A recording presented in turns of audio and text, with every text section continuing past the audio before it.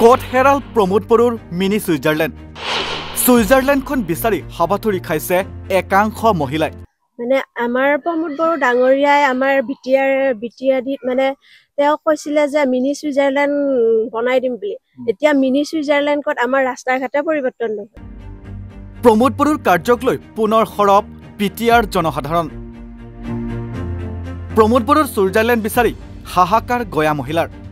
মিছা প্ৰতিশ্ৰুতিৰে ক্ষমতা দখল কৰা ইউপিপিএল নেতা প্ৰমোদ বড়োৰ বিৰুদ্ধে পুনৰ সৰব হৈ পৰিছে এইবাৰ গাঁৱৰ একাংশ মহিলা ৰাজ্যক প্ৰতিশ্ৰুতি দিছিল প্ৰমোদ বড়োৱে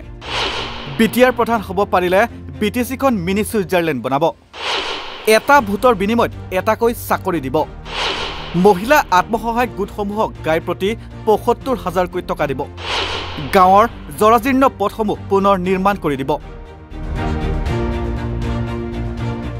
কিন্তু বাস্তৱ ক্ষেত্ৰত প্ৰমোদ বড়োৰ এই প্ৰতিশ্ৰুতি ভুৱা প্ৰমাণ হ'ল কিয়নো ৰাজ্যে ক্ষমতা দিয়াৰ পিছতো কেৱল মাত্ৰ কমিছনৰ অংক আৰু মিটিঙত ৰহন লগাই ভাষণ দিয়াতে ব্যস্ত থাকিল প্ৰমোদ বড়ো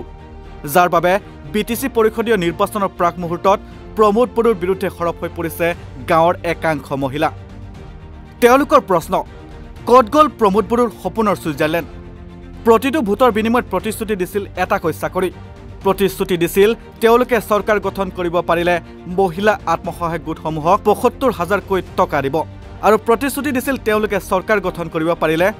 গাঁৱৰ জৰাজীৰ্ণ পথসমূহ পুনৰ নিৰ্মাণ কৰি দিব শনিবাৰে প্ৰমোদ বড়োৰ বিৰুদ্ধে এনেদৰে সৰব হৈ পৰিল মুদৈবৰী পৰিষদীয় সমষ্টিৰ অন্তৰ্গত নাহৰবাৰী গাঁৱৰ একাংশ মহিলা আৰু তেওঁ কৈছিলে যে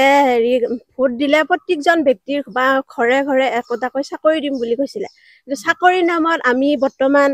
চাকৰি পোৱা নাই আৰু আমি একো মানে সুবিধাও পোৱা নাই আৰু আমাৰ আত্মসহায়ক মহিলাসকলক মানে তেওঁ কৈছিলে যে তেওঁ চৰকাৰ হলে ৭৫,০০০ টকাকৈ দিম বুলি কৈছিল কিন্তু আমি আজিলৈ ১ টকাও পোৱা নাই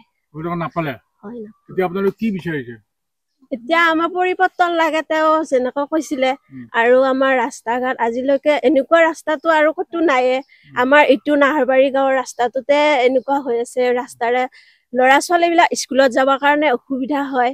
মানে বহুত বোকা পিছল হয় সেইটোৱে আৰু আমাৰ ৰাস্তাটো লাগে ৰাস্তা কৰি দিব লাগে আৰু দীৰ্ঘদিন ধৰি নাহৰবাৰী গাঁৱৰ এই পথটোৰ বাবে আবেদন নিবেদন কৰা হ'ল যদিও কোনো এখন চৰকাৰে গুৰুত্ব নিদিলে যাৰ বাবে পৰিষদীয় চৰকাৰখনৰ বিৰুদ্ধে সৰব হৈ পৰিছে গাঁৱৰ সহজ সৰল লোকসকল আমাৰ বিটিয়াৰ গপ্তত মানে যিখিনি মানে কি আমাৰ ৫ বছৰৰ ভিতৰত হ'ব লগা কামখিনি কৰিবলগীয়া আছিল তেখেতসকলৰ সেইখিনিতো কাম এতিয়া সম্ভৱপৰ একো হৈ উঠা নাই আৰু আমি এতিয়ালৈকে গম পোৱা মতে মিনি ছুইজাৰলেণ্ডৰ কথাখিনি যিহেতু কৈছিলে তেখেতে আমাৰ প্ৰমোদ বড়ো মহাশয়দেৱে বিটিয়াৰ চিফ তেখেতে ক'ত মিনি ছুইজাৰলেণ্ড কৰিব পাৰিলে একোতো মিনি ছুইজাৰলেণ্ড আমি দেখুওৱা নাই মিনি ছুইজাৰলেণ্ড হ'ব লাগিলে কি হ'ব লাগে আদৰ্শ সেইখিনি তেখেতে আজি একো কৰিব নোৱাৰিলে আৰু গতিকে আপোনালোকে আজি আমাৰ ইয়াতে আহিছে উপস্থিত হৈছে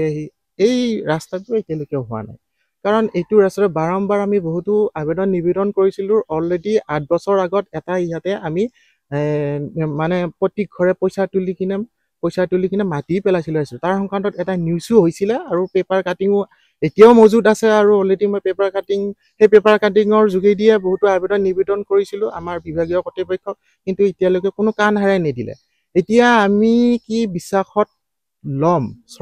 চৰকাৰটো আহে গুচি যায় তেখেতসকলৰ বয়স ৫ বছৰৰ সময় সেই গতিকে তেখেতসকলে বস্তুটো মনোনিৱেশ কৰা উচিত আৰু ৰাইজে যাতে দুৰ্ভোগ ভুগিব লগা নহয় চৰকাৰৰ পৰা যেনেকুৱা কঠোৰ নীতি ধুনীয়া আশ্বাস প্ৰদান কৰে